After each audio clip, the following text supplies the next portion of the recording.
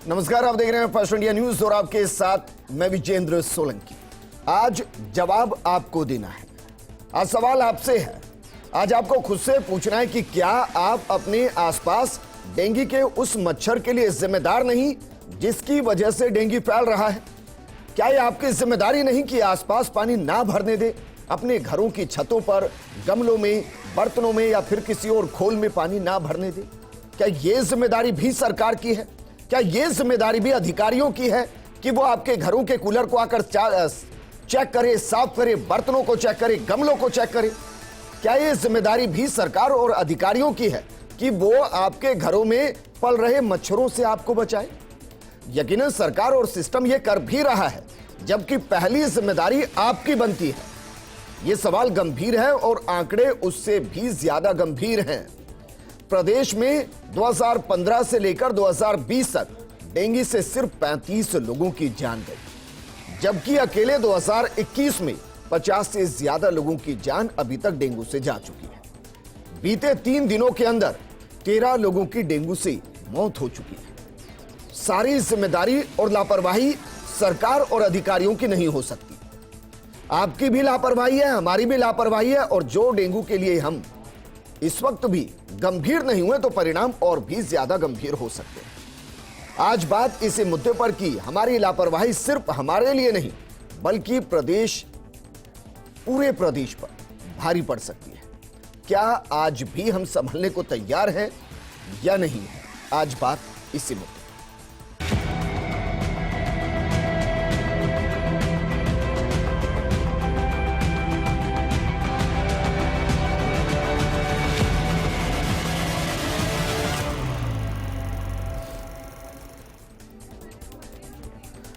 इस महीने का कोई ऐसा दिन नहीं गया जब डेंगू ने किसी की जान नहीं ली हो। 1 नवंबर को 4 लोगों की मौत हुई, 2 नवंबर को 2 लोगों की मौत हुई, 3 नवंबर को 1 की मौत हुई, 4 नवंबर को 3 की मौत हुई, 5 नवंबर को 1 की मौत हुई, 6 नवंबर को 1 की मौत हुई और 7 नवंबर को 3 की मौत हो चुकी है। इसके बाद भी हालात कुछ ऐसे ही हैं। लेकिन बीते 7 सालों में कभी ऐसा नहीं हुआ कि एक सप्ताह में इतनी मौतें हुई हों।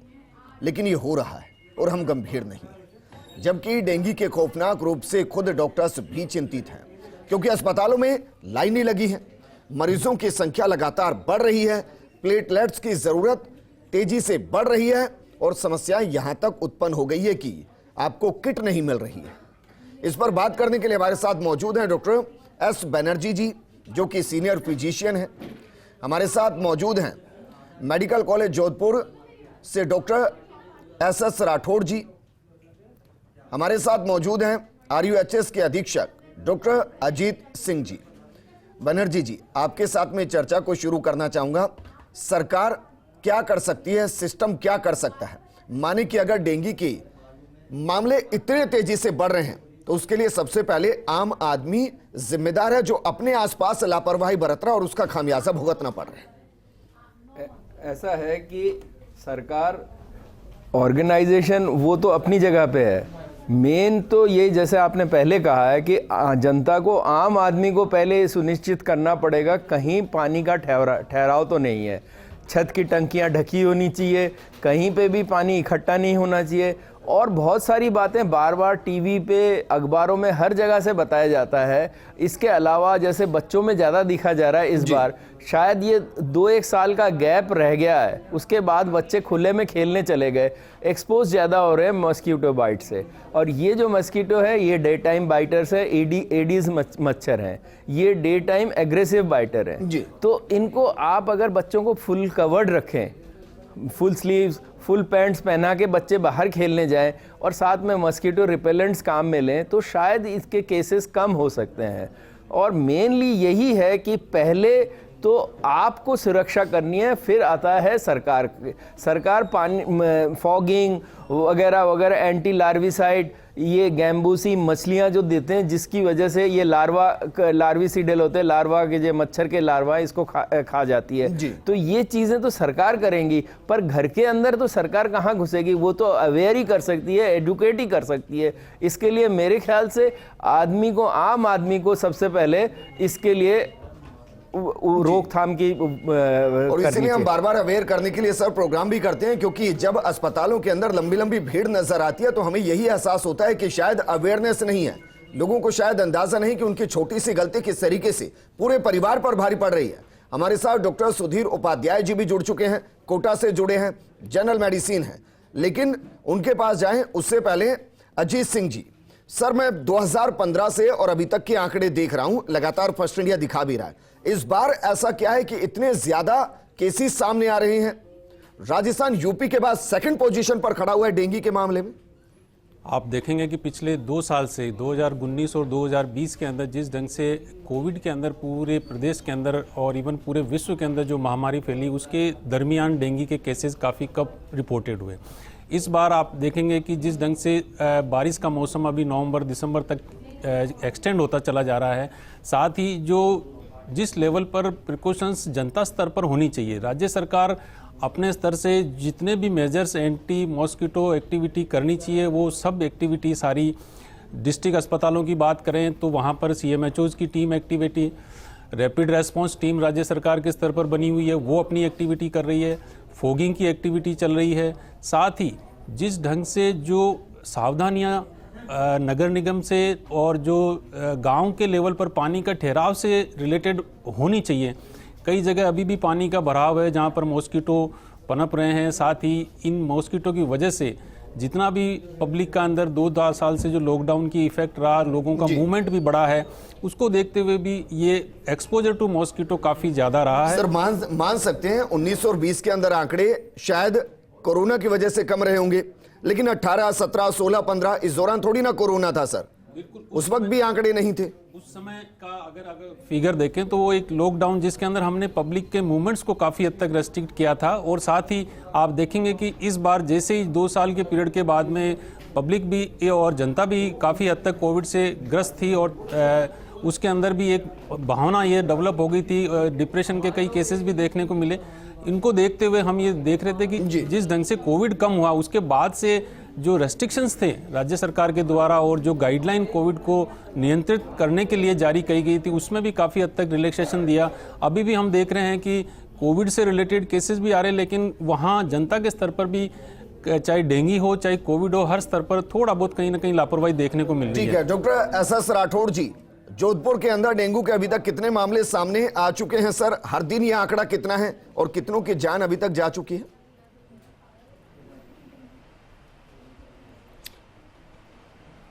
हाँ, मैं आपको बताना चाहूँगा कि अभी लास्ट 24 आवर्स में हमारे 54 मरीज डेंगू लाइक इलनेसेस के आए हैं और कुल मरीज हमारे संबंध अस्पतालों में 224 मरीज हैं।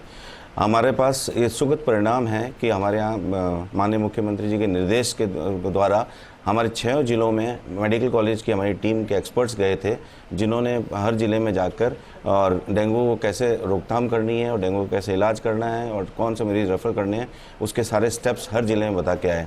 उसके सुखद परिणाम है कि हमारे जोधपुर में संबद्ध अस्पतालों में अब थोड़ा डाउनवर्ड ट्रेंड्स देखा जाता है। जैसे कि मैंने बताया कि हमारे पास कुल 224 मरीज़ अभी हैं और जो पीक आया था हमारा डेंगू का तो हमारे पास लगभग 400 मरीज़ थे और पिछले कुछ दिनों में हमारी मोर्टेलिटी 0 रही है और इस जनवरी से लेके आज नवंबर तक हमारे पास 4 मोर्टेलिटी है एलिजा पॉजिटिव की।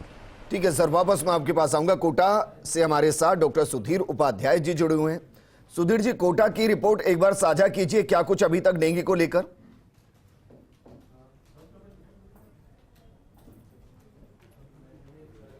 जी हाँ, अभी 25-30 के एवरेज आ रहा है। अभी दिवाली के आसपास बीच में ये 50-60 भी हो गया था, थोड़ा कम तो हुआ है, लेकिन ये मैं मानता हूँ कि काफ़ी केस आ रहे हैं। लेकिन शायद इसका कारण क्या है, हमें मूल में जाना पड़ेगा।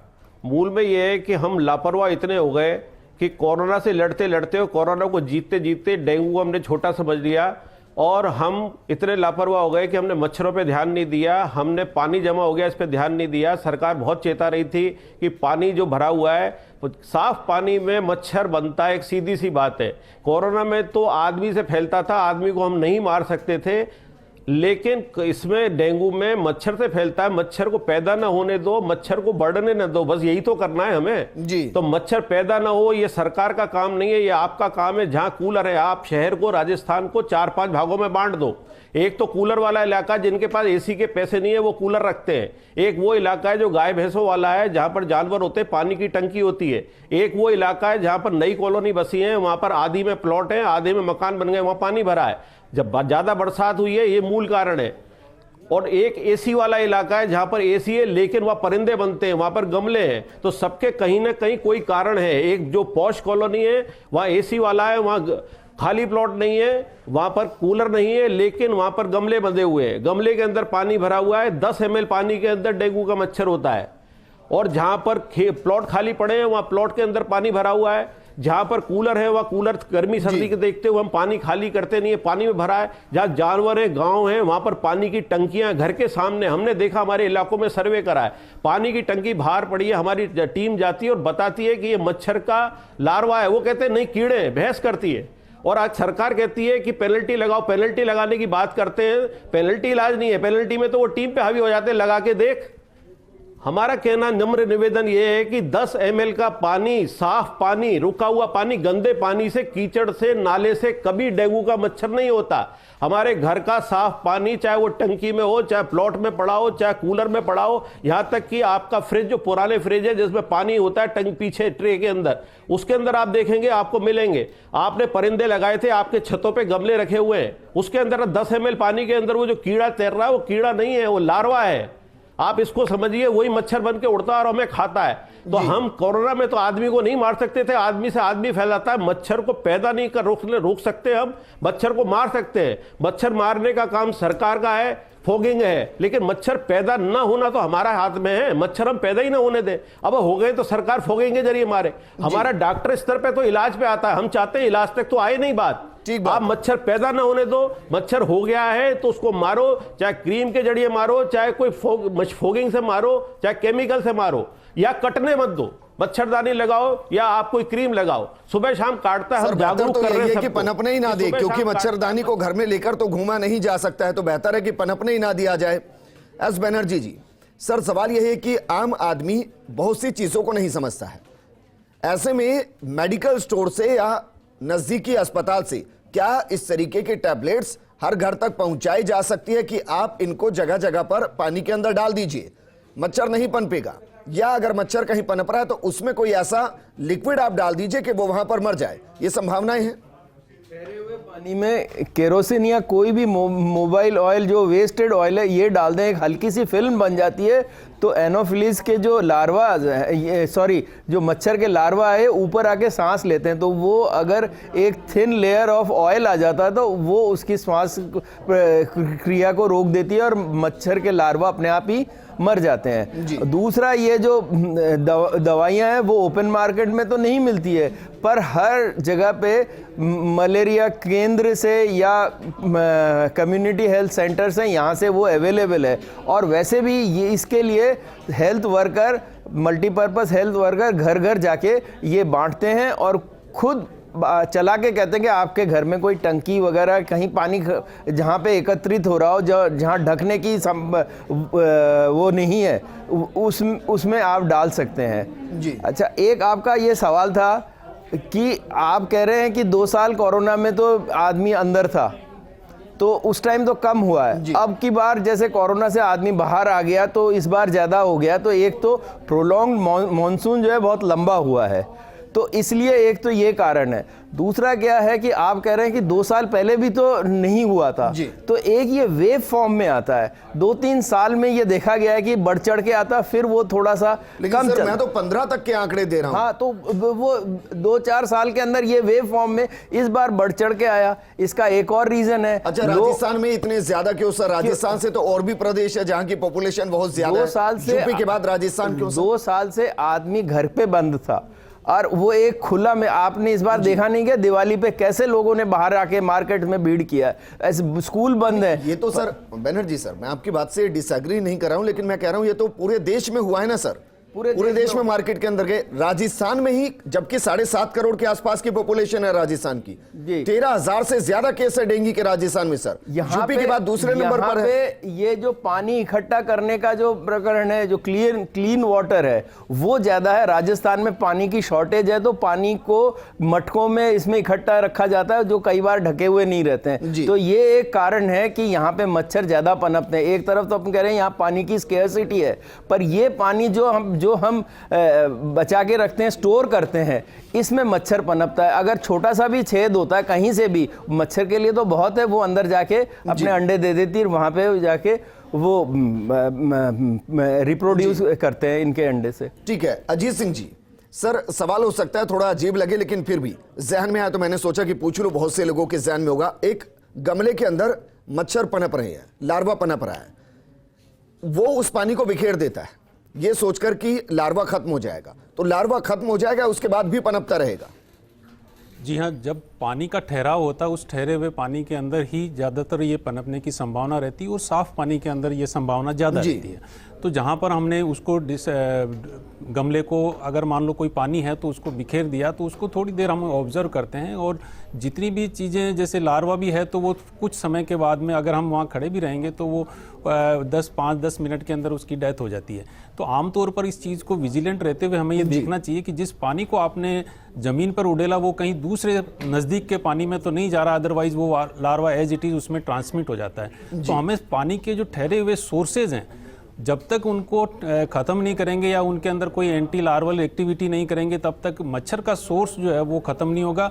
और उसका कारण, जैसा डॉक्टर बनर्जी साहब ने भी कहा, कि राजस्थान के अंदर पानी की थोड़ी कमी महसूस की जाती है, और हर घर के अंदर ये टेंडेंसी होती है कि उसको स्टोर करके रखा जाए।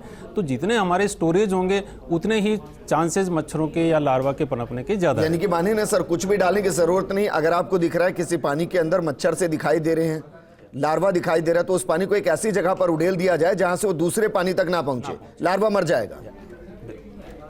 ये तो किया जा सकता है, ये तो बहुत आसान सी चीज है। आप सोचिए कि एक डेंगू का मच्छर पूरे परिवार को जद में ले लेगा, और ये हो रहा है अभी। लेकिन जिस तरीके की समस्याएं सामने आ रही हैं, आपको क्या लग रहा है अजीत जी, केसेस अब धीरे धीरे कम होंगे या भी और बढ़ने की संभावना है? डेफिनेटली जो सीजनल डिजीज़ का पैटर्न आप पिछले वर्षों का आपने भी आंकड़ा शेयर किया है, जिसके अंदर सितंबर, अक्टूबर, नवंबर, ये 3 महीने ऐसे होते हैं जिसके अंदर सीजनल डिजीज़ का पूरे प्रदेश के अंदर प्रकोप रहता है। जहां हम सितंबर और अक्टूबर की बात करते हैं, उसके अंदर हमेशा पीक जो है अक्टूबर और अक्टूबर के लास्ट तक ऑब्जर्व किया जाता है, और नवंबर तक ऐसा पीक जो इस वर्ष देखने को मिला, ऐसा देखने को नहीं मिला। फिर भी जो प्रदेश के आंकड़े हैं, पिछले 2-3 दिन का अगर हम फिगर देखते हैं, तो डेफिनेटली कुछ कॉम्प्लिकेटेड केसेस की वजह से डेथ्स जो है वो डेली हो रही हैं, लेकिन ओवरऑल जो फिगर है डेंगू पॉजिटिविटी का, वो जरूर कहीं ना कहीं डिक्रीज होता नजर आ रहा है। डॉक्टर SS राठौड़ जी, कई जगह मैंने जानकारी जुटाई सर, प्लेटलेट्स की भारी कमी महसूस की जा रही है, किल्लत महसूस की जा रही है।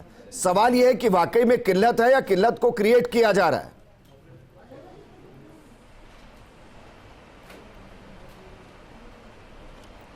प्लेटलेट्स की तो कोई कमी नहीं है, मगर जो बैग, जो संग्रहण बैग होता है जिसमें कि प्लेटलेट संग्रहण करके भेजे जाते हैं, उसकी थोड़ी कमी जरूर है। मगर हम वो कमी RDP देके कर सकते हैं, और RDP के जो है रैंडम जो डोनर प्लेटलेट हैं, उनके बैग्स हमारे पास पूरे पर्याप्त मात्रा में हैं। तो हम लोग RDP भी ज़्यादा दे रहे हैं। SDP जो है सर, सिंगल कितने बैग दिए जाएंगे? अगर मैं गलत नहीं तो सर, एक बैग के जरिए 5 से 6 हज़ार के आसपास ही प्लेटलेट बढ़ती हैं।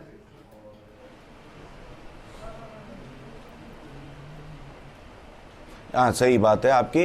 तो इसलिए हमने कहा रैंडम डोनर प्लेटलेट भी हम देते हैं। और वैसे भी जो CDC गाइडलाइन है, कम्युनिकेबल डिजीज सेंटर की गाइडलाइन है, उसमें यही कहा गया है कि 10,000 के ऊपर तो बिल्कुल प्लेटलेट नहीं लगाने हैं, और 10,000 के नीचे भी जब ब्लीडिंग हो या कोई सिम्टम ब्लीडिंग के हो, तभी हमको प्लेटलेट ट्रांसफ्यूजन करना है। इसलिए आम जनता से मैं अनुरोध करूंगा, वे अन्यथा घबराए नहीं। प्लेटलेट काउंट्स 3.5 लाख जरूर नॉर्मल होते हैं, मगर ट्रांसफ्यूजन की 90% लोगों को आवश्यकता ही नहीं पड़ती प्लेटलेट की। वो केवल चिकित्सीय लक्षण के आधार पर प्लेटलेट चढ़े जाते हैं। इसलिए ठीक है सर, मेरे पास थोड़ी सी वक्त की कमी है। सुधीर उपाध्याय जी, फाइनल कमेंट मैं आपसे चाहूंगा सर, क्योंकि बीते 4-5 दिन में मेरे पास इस तरीके के फोन भी आए कि 14,000 किसी के प्लेटलेट्स है, 12,000 किसी के प्लेटलेट्स है, 16,000 किसी की है, और वो बाहर से प्लेटलेट्स का इंतजाम कर रहे हैं। क्या इसको सिर्फ एक पैनिक कहें या डॉक्टर्स के जरिए जो निजी अस्पताल है वो इस पैनिक को क्रिएट करते हैं?